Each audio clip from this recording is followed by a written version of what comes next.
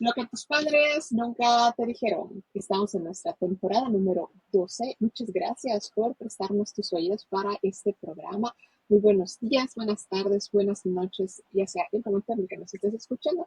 El día de hoy tengo a una invitada, tengo a una muy buena amiga mía desde la universidad. Pues coincidimos, no somos de la misma generación, pero coincidimos al final de nuestros caminos por la Universidad, la Autónoma de Yucatán. Ella es Marta Ruiz y pues estamos muy felices, estoy yo muy feliz de tenerla en el programa. ¿Cómo estás, Marta? ¿Desde dónde nos saludas? Muy bien, aquí desde Querétaro. Sí, sí, sí, ya saben, acaban yo trayendo las entrevistas de todas partes del país. Sí, y el día de hoy, Marta muy amablemente nos brindó de su tiempo. Ya saben que siempre muy agradecida con todas las personas que nos aceptan un espacio de su tiempo para una entrevista con nosotras. El día de hoy vamos a hablar sobre los archivos, archivos y mujeres, ¿no? O archivos y perspectiva de género, ¿no? Y Marta, si nos quisieras compartir ahí cómo empiezas tú a tener como contacto con los archivos, qué es un archivo, como todo este universo en el que tú te mueves. Hola, pues buenos días también. Muchas gracias por estar, por escuchar sobre pues este tema que realmente en México es relativamente reciente. Creo que las problemáticas o las cuestiones que tienen que ver con memoria, políticas de la memoria acerca de las Mm, mujeres y las niñas, pues es como muy reciente. Yo realmente inicio, creo que en el tema desde otra perspectiva, desde otra mm, disciplina, ¿no? Yo estudié literatura latinoamericana y ahí creo que exacto. creo que ahí inició como esta interés o esta duda de saber acerca de la historia de las niñas. Principalmente creo que inicié con tratando de mapear historia de niñas porque eh, cuando yo estuve en la facultad el tema de la siempre viva, que era un tema que la doctora Celia Rosado pues llevaba, manejaba y de cierta forma en sus clases eran como eran un tema, ¿no? Entonces yo ahí Sí, empecé a acercarme a la Siempre Viva, pero desde su faceta como escuela, porque además de ser una escuela también era un periódico y era una asociación literaria. Entonces ahí parte mi interés por saber. Sí, porque también en ese periodo yo soy mamá, nace mi hija y pues había como un cierto sentimiento también por querer construir o contar una narrativa, ¿no? Acerca pues, de cómo se han formado mujeres a partir desde muchos campos de acción, ¿no? Bueno, obviamente esa era como mi idea hace que será 15 años, ¿no? Así como inicio. Pero pues cuando hablamos 15 años. sí, eso fue muchísimo tiempo y obviamente en el trabajo que haces de tesis, siempre como que recurres a bibliotecas. Creo que en literatura recurrimos menos al archivo, ¿no? Creo que nuestro trabajo es principalmente Sí. bibliográfico. Mm, mm. Definitivamente creo que el archivo es una herramienta que no hemos explorado como estudiantes de literatura del todo. Bueno, al menos cuando yo estudié, ¿no? Em, y pues bueno, esos fueron mis Ujú. primeros acercamientos. Justo en la biblioteca, revisando la bibliografía acerca de los feminismos, encuentro un libro acerca de Elvia Carrillo Puerto, que se llama, si no me equivoco, La monja roja. Y ahí ese y el de Piedad Peniche Rivero, que creo que se llama Dos mujeres fuera de serie, empiezo a encontrar datos, ¿no? Y en algún punto encuentro que las siempre vivas fueron maestras de las mujeres que participaron en el primer Congreso Feminista de México. Y ese momento, ese dato, yo lo retomo y ya no lo suelto, ¿no? Actualmente todavía sigo como explorándolo, ya después de 15 años, ¿no? Pero en ese momento en la biblioteca de la facultad, eh, se volvió un detonante, ¿no? como decir, ah, bueno, hay cierta conexión, hay cierto vínculo generacional, se puede relacionar lo que son los discursos, se pueden relacionar, no sé, las vivencias cotidianas, se pueden relacionar los planes de estudio, por mencionar muchas cosas, ¿no? Ya el tema como que ya tenía, ya fue tomando forma, ¿no? Porque si bien el tema que yo quería analizar, pues ya no tenía mucho sentido, ¿no? Porque pues las mujeres que quizás formaron las siempre vivas, pues ya no existían, no eran mujeres que obviamente ya tenían mucho tiempo de haber fallecido, entonces ya no había como un tipo de evidencia que nos mostrara que efectivamente pudo haber como un tipo de huella, ¿no? En ellas, entonces lo tuve que traspolar pues a lo que sí podríamos rastrear, lo que sí podríamos encontrar. Y obviamente eso era las memorias, ¿no? Lo que se contaba, la poca evidencia Ujú. que hay, de hecho, de la siempre viva y de las congresistas hay poquísimo. Realmente no tengo idea de por qué las prácticas de conservar, cuidar y son muy diferentes cuando hablamos de acervos de mujeres, ¿no? Creo que si vamos a un archivo, una biblioteca, principalmente vamos a encontrar memoria de hombres, ¿no? Acervos de hombres, documentos, libros, lo que sea, ¿no? Y cuando hablamos de mujeres, pues se va reduciendo un poquito más. Sí. Em, Obviamente me pasó también a mí, no era un tema que yo fuera y ya estaba ahí, ¿no? De cierta forma lo teníamos que construir. Afortunadamente mi asesora de tesis era Celia Rosado, entonces como que había una perspectiva muy clara, ¿no? De lo que podría significar ese momento. Y pues bueno, ese fue como mi acercamiento a lo que tiene que ver con memoria de mujeres, discurso de mujeres y pues lo que se conservaba, ¿no? Posteriormente yo hago mi servicio social en una biblioteca y pues bueno, entro con esta riqueza y diversidad de lo que es estar con los objetos, los soportes. Afortunadamente yo tuve la oportunidad de entrar a un acervo fotográfico, un acervo audiovisual.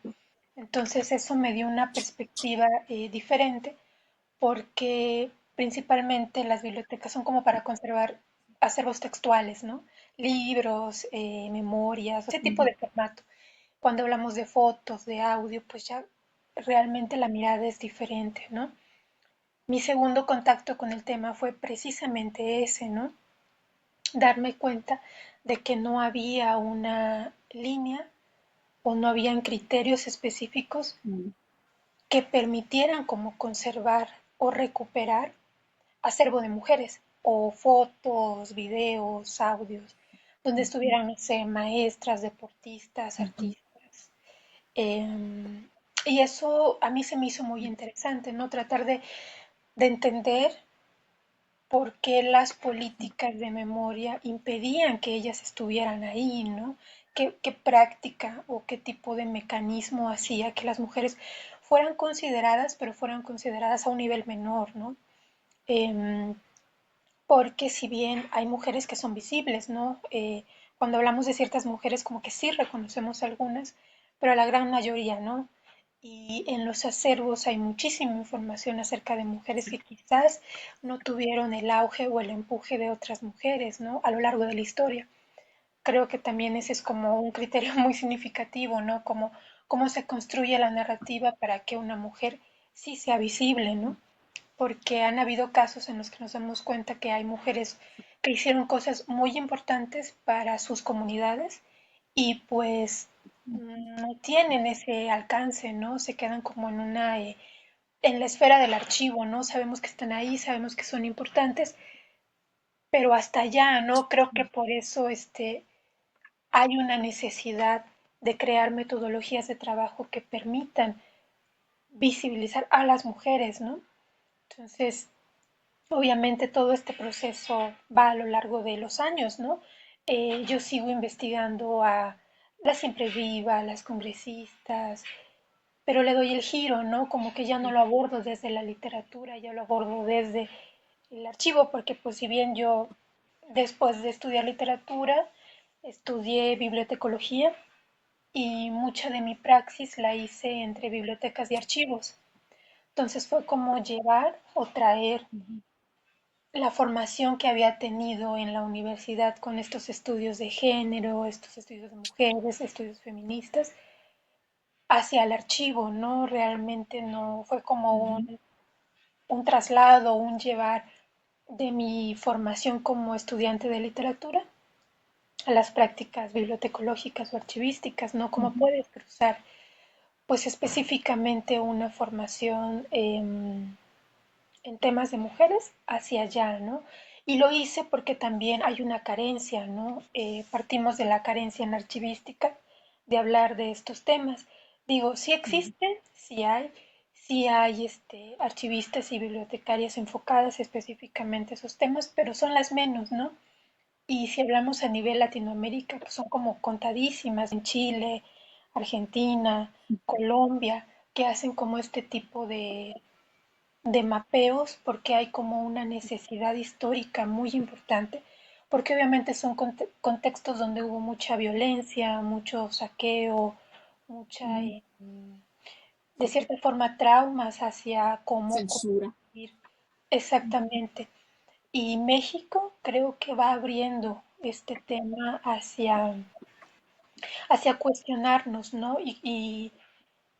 Y algo que a mí me parece particular es sí hacerlo desde la perspectiva, desde donde estemos, pero sí creo que sería interesante también hacerlo desde quien estamos adentro, ¿no? Las compañeras que pues están el día a día en el archivo, ¿no? Como que sí sea el objeto de estudio el archivo, pero también desde quienes lo viven desde afuera, no solamente desde adentro, no solamente desde afuera, ¿no?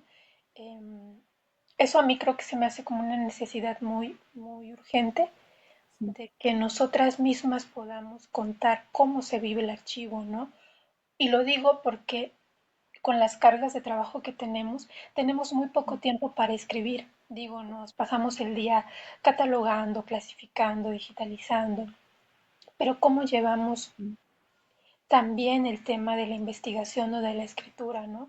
Creo que no vamos a la par, obviamente, si no producimos ujú, textos, nuestras propias vivencias en el archivo de repente como que se diluyen, ¿no? Entonces, yo siempre lo digo porque dentro de nuestros procesos sí debe ser valorizado el trabajo que hacen también escribiendo, ¿no? Imaginando problemáticas, analizándolas, ujú, porque hay como una idea de que el archivo es totalmente práctico, totalmente manual, totalmente se hace nada más, ¿no? ujú, Pero también epistemológicamente, ¿cómo lo ujú, estamos ujú. construyendo, ¿no? O sea, al final, ¿cómo vamos a mostrar qué es el archivo, Sí. ¿no? Creo que ahí, por eso cuando vi la Ujú, pregunta de qué es el archivo, es una pregunta súper compleja, porque, y sobre todo lo llevo a, sí, ¿qué es un archivo de mujeres, no? ¿Cómo conceptualizar un archivo de mujeres? Yo creo que exacto. apenas estoy como en esas fases, ¿no? Porque tiene lógicas muy particulares que si las entrecruzas con la práctica cotidiana, que tiene que ver con, pues, el androcentrismo, el sexismo, las microviolencias, pues va teniendo significados pues complejos de entender, ¿no? Como que es hacia ahí, hacia donde quiero llegar. Pero bueno, eso fue como mis primeros inicios, ¿no? En el tema. No, no, no, muy bien, preciosa, preciosa entrada para el tema, ¿no? Me encanta esta parte que mencionas, que digo, a veces, muchas veces no lo alcanzamos a dimensionar, ¿no? Cómo nuestras vivencias personales son las que detonan, ciertamente, ¿no? Nuestras líneas como investigación o como investigadoras o como analistas, ¿no? Eh, Ambas coincidimos porque tuvimos a la misma asesora de tesis Ya. en líneas diferentes, pero igualmente en contenidos decimonónicos y de alguna manera fue la maestra Celia, ¿no? Quien nos llevó casi casi de la manita a los archivos así de, bueno, les voy a llevar para que vean de dónde viene, cuál es la fuente primaria, ¿no? De lo que hacemos o de dónde salen, ¿no? Como estas reflexiones, esos espacios, cómo se construye esto que estás diciendo, ¿no? la reflexión, el análisis la, digamos, de esta um, herramienta primaria, ¿no? Que son la parte de la documentación, pero no solamente documentación, como bien mencionabas, ¿no? Ahora que somos mucho más visuales y de audio, ¿no? Como de manera personal también lo he visto también, ¿no? Esta parte que mencionas de las propias lógicas de la conservación, voy a llamarlo así, de las historias de las mujeres, ¿no? De las historias de vida de las mujeres. Hace 2 años falleció mi abuela y la verdad fue como en la parte de la conservación de todo lo que ella acumuló de cosas que son del registro de su vida, pero no solamente de la de ella, ¿no? Sino también parte de nuestra familia. Fue muy impactante ver cómo no había una, no sé si llamarlo así como metodología, pero no había como esta claridad a lo mejor, ¿no? De qué es lo que podemos guardar, qué es lo que eh, es parte o puede ser parte, ¿no? De nuestra historiografía como familia, ¿no? Que ella guardó de manera activa, ¿no? Ella era mucho de recortar los periódicos y hacer como, que sea como un registro de dónde aparecían los personajes de la familia y demás, ¿no? Esa parte sí me llamó mucho la atención, ¿no? Porque pues no hubo como esta delicadeza a lo mejor, ¿no? Eh, Uno como familia, a lo mejor, o como integrante de una familia, a lo mejor como que cede, ¿no? Estas acciones, pero ya una vez pasado el evento sí, sí fue como para mí debía a lo mejor haber sido más activa, ¿no? A lo mejor para tener más interés a lo mejor, ¿no? De conservar ciertas cosas, ¿no? Cierta documentación, no solamente a lo mejor objetos pragmáticos de la vida, ¿no? Que dejamos detrás de nosotros, ¿no? Y ahorita que estamos como en el marco, ¿no? Todavía es octubre, ahorita que estamos grabando, ¿no? El programa saldrá así como a finales de octubre, me parece. Este, en este contexto a lo mejor de Día de Muertos o de finados, ¿no? Que se da en Yucatán, ¿no? Eh, por ejemplo, tú ya teniendo experiencia con esta parte de ver cómo se trata la historia de las mujeres y su conservación, ¿no? ¿Qué, ¿Qué preguntas a lo mejor detonadoras o qué consejos o líneas de acciones podrías dar como para dimensionar que estas cosas que a lo mejor nuestras abuelas andan ahí acumulando y acumulando no necesariamente son, ah, ¿qué será? No, que tienen un valor. ¿Cómo podemos dimensionar esa parte de las cosas que ellas van registrando o acumulando a lo mejor, ¿no? Wow. Justo ayer platicando, bueno, no ayer, hace unos días platicando con una compañera. Y pues bueno, antes que nada, pues siento mucho, ¿no? Lo de tu abuelita. Em, que pues de cierta forma, es una parte muy significativa para aprender a construir memoria, ¿no? Como que este tipo de enseñanzas orales también son muy significativas, ¿no? Ya a mí me pasó una situación en cuanto a memoria de mis antepasadas, no específicamente de mis abuelas. Yo nací en Veracruz, em, pero me mudé a Yucatán como a los 5 años. Mi abuelita de Veracruz es como una persona en la que de cierta forma yo desarrollé más un vínculo afectivo, ¿no? Em, Porque cuando me mudo a Yucatán, mi abuelita que vivía en Yucatán fallece, ¿no? Entonces, obviamente me quedo sin esa figura, ¿no? Digo, hablo de mis abuelas porque son como las más significativas, las más cercanas. Mis abuelos también tienen como un impacto en mí, pero de forma muy tenue, ¿no? Como muy lejana, muy somera, pero mis abuelitas y son como estas dos figuras, pero en este traslado, en esta mudanza, yo definitivamente me quedo sin esa figura, sin esa cómo desarrollar. Obviamente de mi abuela materna es de quien tengo más recuerdos, más cercanía y de cierta forma como esta dinámica, ¿no? De platicar, que creo que las abuelitas son eso, ¿no? O quizás también los diarios, los recetarios también son como muy particulares, ¿no? Que no sé, como que ahí también hay un vínculo entre la cocina, ¿no? Porque creo que nuestras abuelas eh, pasaron mucho tiempo haciendo labores de cuidado, ¿no?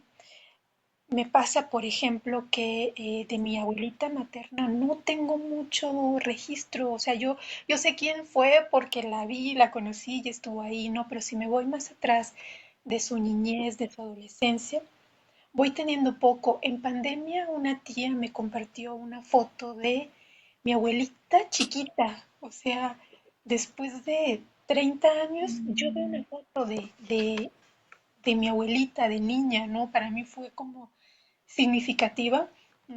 Hace 2 años me mudé a Ciudad de México y obviamente una de las fotos que me traje, ni siquiera es la foto, no es como una reproducción.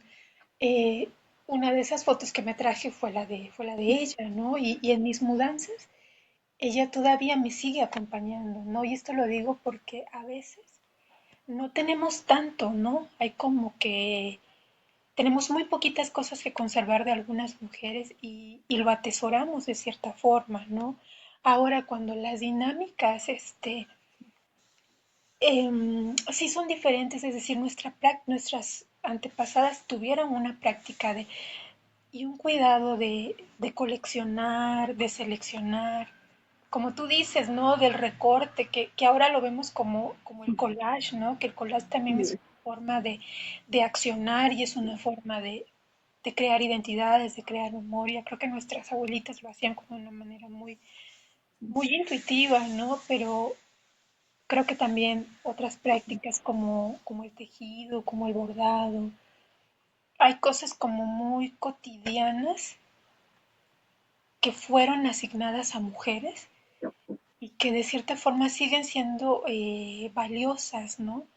Aunque no hayan hecho una curaduría, por decirlo de alguna forma, ¿no? Creo que cuando pasa, ¿no? Cuando somos mamás también queremos guardar todo, porque para nosotros es muy significativo, ¿no? O sea, desde el zapatito, yo por ejemplo de mi hija tengo sus dibujos desde que empezó a tomar el lápiz, fue a la guardería, fue al kinder, la primaria, ya después de que tomó clases de dibujo, yo lo conservo, ¿no? Obviamente ya después con el tiempo fui haciendo criterios, ¿no? Pero también tenemos ese lado emotivo de querer conservar todo porque todo lo consideramos importante, ¿no? Y creo que es el caso de muchas personas que coleccionan cosas para contar algo, ¿no? En las familias funciona diferente, creo que ahí hay como otras lógicas de otras formas de respeto cuando hablamos de cuál es el valor, ¿no? En archivos tenemos como tres criterios, ¿no? Tiene un valor histórico, tiene un valor estético, tiene un valor social, ¿no? Obviamente cuando hablamos de acervos personales no podemos ceñirnos estrictamente a eso, ¿no?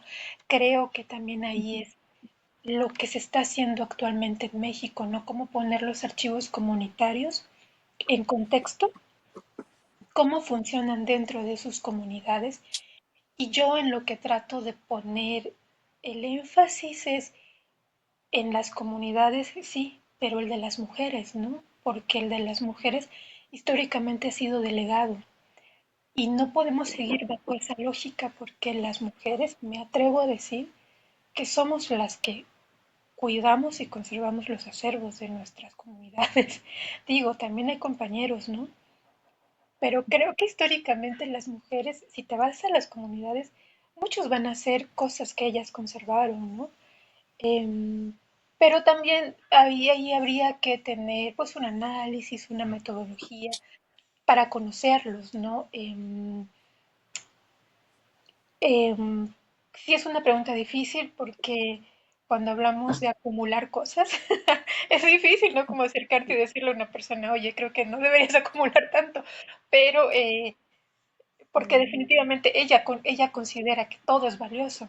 Entonces, incluso el lenguaje, el diálogo, el tratamiento con el que nos debemos acercar a las personas para decirle, bueno, es que si estás pensando en tu archivo, tal vez solo deberías conservar esto, ¿no? O si estás pensando en conservar la historia de Ujú, tu familia, quizás esta selección ujú, podría ser la más significativa, ¿no? pero ahí también es una negociación que tiene que ser, creo yo, basada desde el respeto y desde una lógica de corresponsabilidad, ¿no? Porque hay personas que definitivamente no se quieren deshacer de nada. Entonces, y también dentro de las familias son temas complejos, no son temas como de desencuentros, de discusión. Entonces, sí, para mí ha sido muy complejo abordar el tema de los acervos familiares, precisamente por eso, ¿no? Porque pues como que vas tú escarbando, Mm, vas tú em, profundizando y obviamente incluso hay temas que dentro de las familias son dolorosos, ¿no? Son como temas que de los que prefirieron dejar de hablar o temas que la familia no aborda porque duelen. Yo, ese fue mi límite, porque sí. en mi historia familiar sí había como algunos Ujú, momentos de dolor, ¿no? Yo dije, no, bueno, mejor paro y después continúo, ¿no? Por eso también el tema de los archivos de ujú, mujeres ujú, no es solamente mi trabajo, sino también es una perspectiva de vida, ¿no? Y un posicionamiento hacia cómo sí. miramos, ¿no? Y respetamos pues las formas de hacer memoria.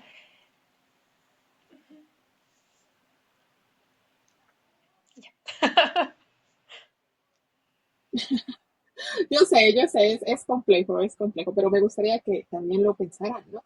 Y lo que pasa es que hubo un momento, ahorita que Marta nos compartía como el inicio de cómo ella llega a los archivos y este impacto que tiene a nivel no solo individual de quienes asistieron al primer y quienes participaron en el primer congreso feminista, sino como a nivel, ahora sí que histórico, ¿no? Como colectivo.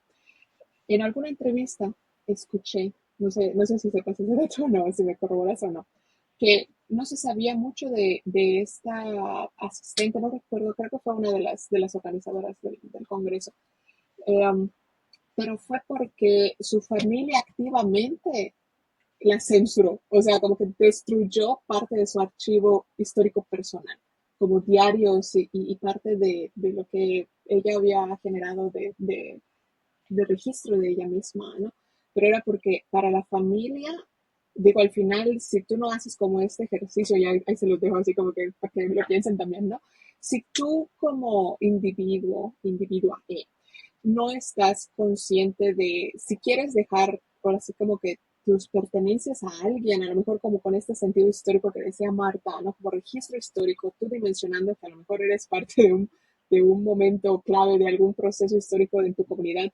Si tú no dejas por escrito que, no sé, este cajón de cosas lo vas a donar, o no sé, a la biblioteca, al ayuntamiento, a alguna institución para que se haga un archivo, forme parte de un archivo, quienes, digamos, de manera legal pueden disponer de lo que estás dejando detrás, pues ahora sí que es tu familia. Y si tú estabas enemistado con tu familia, pues ahora sí que ahí no hay mucho que hacerle, ¿no? O sea, sí, esta parte de las familias que no veían con orgullo, por ejemplo, a las mujeres que participaron en el Congreso Feminista, a mí sí me voló la cabeza porque me escuché en una entrevista, ¿no? Creo que alguien que seguía la vida o investigaba la vida de una de estas asistentes organizadoras del Congreso, ¿no? Que ella se indignaba de cómo fue que dejaron que la familia destruyera este acervo de esta persona, ¿no? Que por eso no se tenía registro de ella, ¿no? Y yo así me cimbró saber eso, ¿no?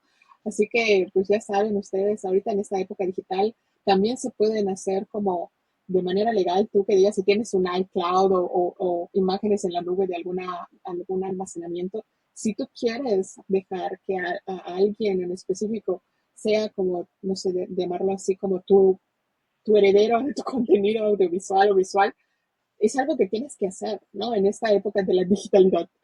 Pensar también en eso, ¿no? ¿Dónde estás poniendo tus claves? A quién le vas a dejar este contenido que tú estás generando, ¿no?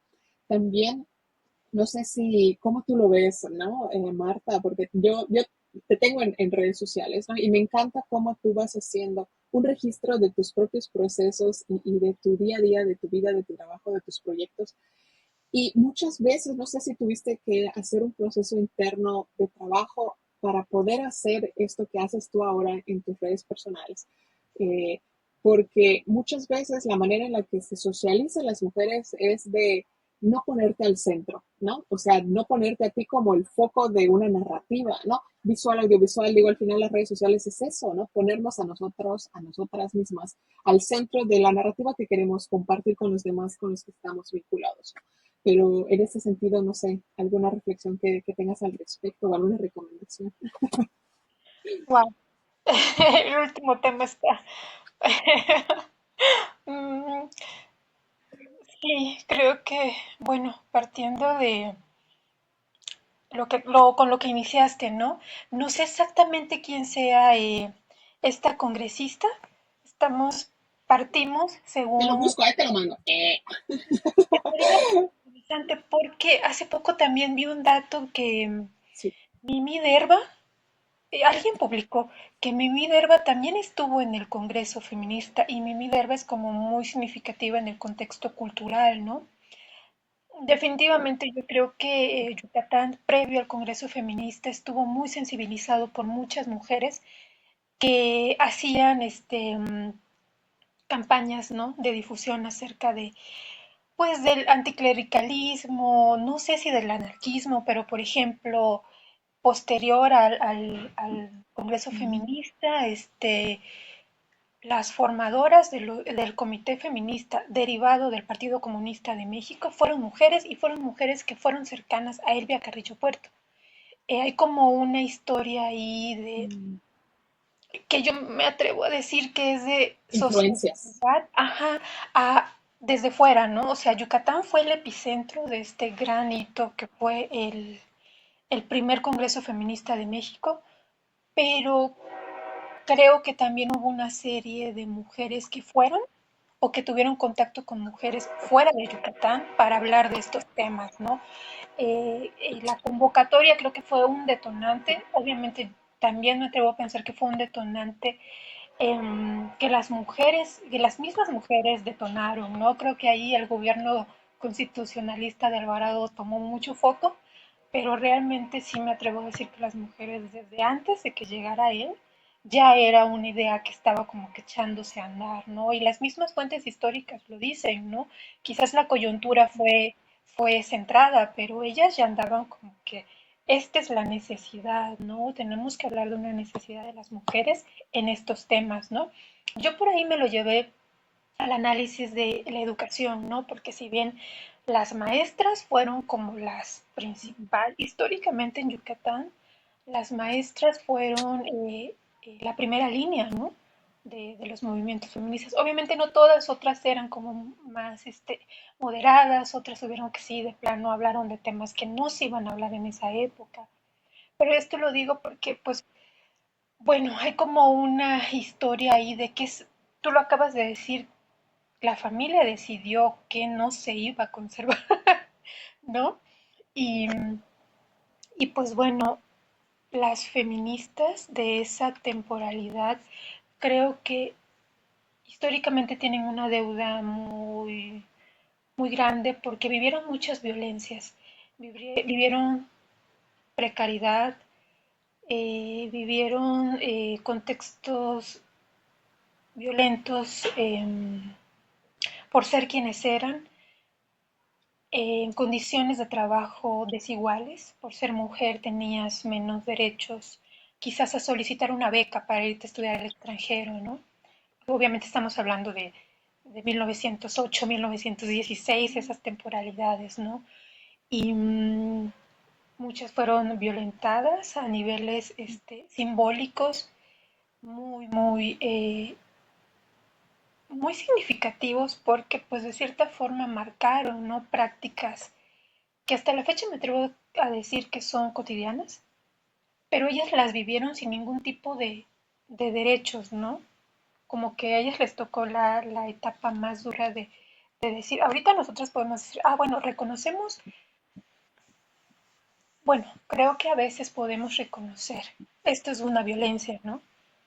Obviamente algunas, en esa época creo que era mucho más difícil reconocer, era mucho más difícil hablar de eso, ¿no? Entonces, como que lo vivieron de una forma muy fuerte. Y esto lo digo porque en los archivos lo hemos visto documentos que si tú los lees en un macro, te das cuenta, ¿no? De la historia de subordinación, de la historia de microviolencias, de negaciones, de machismo. Y obviamente esto te impacta, ¿no? Te impacta, aunque lo vemos a 100 años, ¿no? Pero si lo aterrizas en el contexto actual, dices, mucho de esto lo seguimos viviendo, ¿no?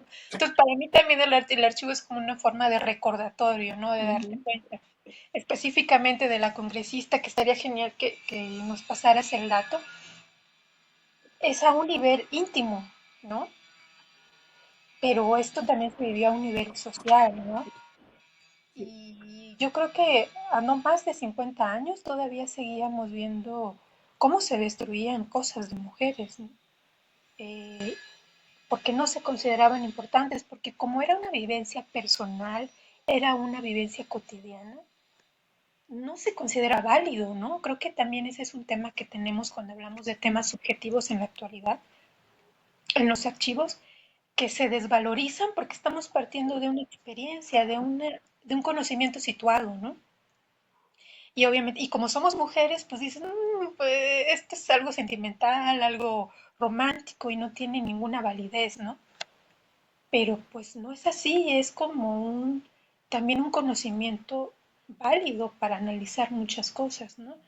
Em, sí, creo que también creo en las familias enemistadas, ¿no? No, por eso digo que no es fácil cuando hablamos de acervos familiares, ¿no? Porque hay unas cuestiones, incluso quién conserva qué, ¿no?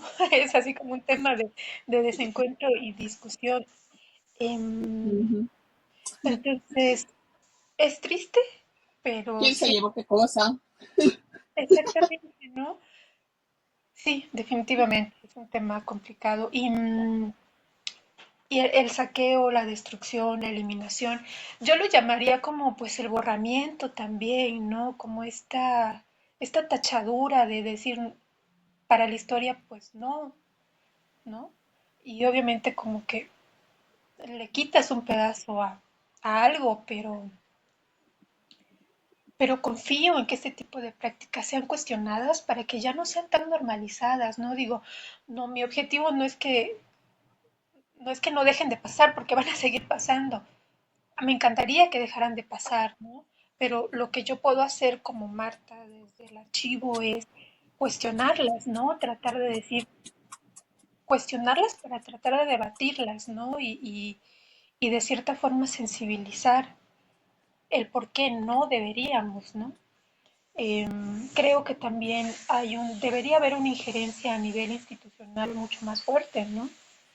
Eh, de aquellas personas que tienen cierto poder también para hablar de estos temas, pues posicionarse, ¿no? Porque, pues bueno, estamos hablando del Congreso Feminista. Creo que ningún acervo conserva nada del primer Congreso Feminista más que el archivo del Estado, ¿no? Pero aún así es como muy poco lo que conocemos, ¿no?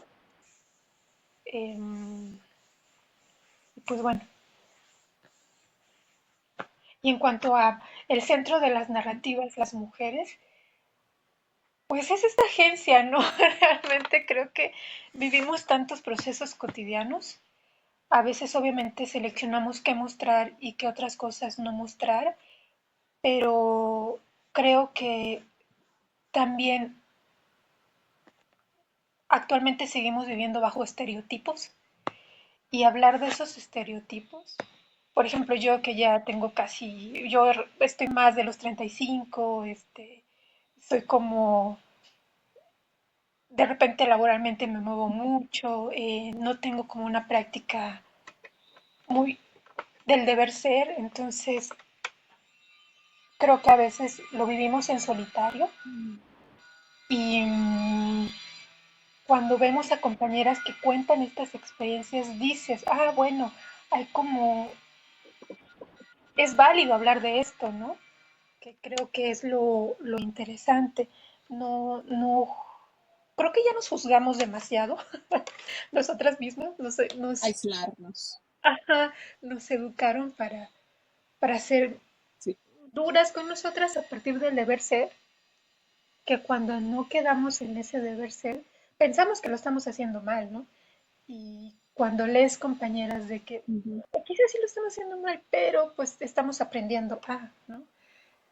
También es como muy poderoso leerlas, ¿no? Y digo, porque yo también sigo compañeras en las que cuestionan muchas cosas y escriben acerca de sus experiencias y nos damos cuenta de que no, en realidad no hay una única forma de vivirla o de ser, ¿no?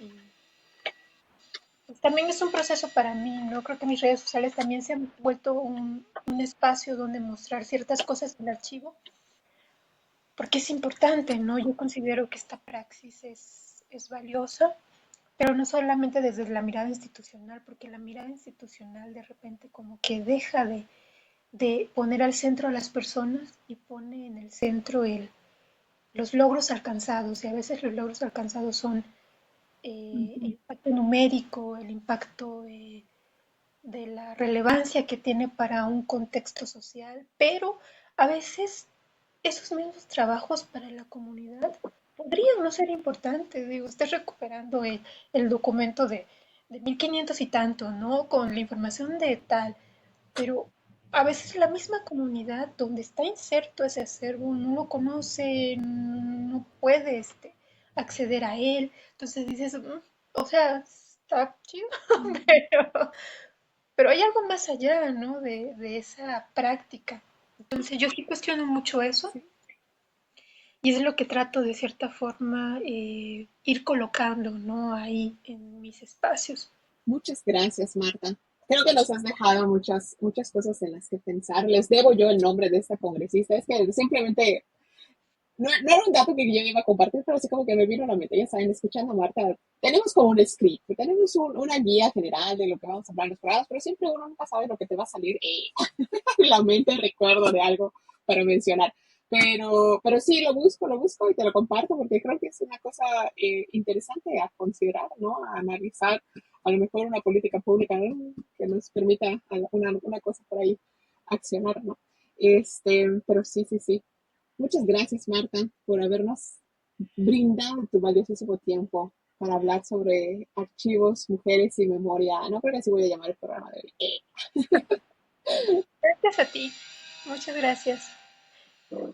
Y pues nada, les mando muchos saludos. Y gracias a,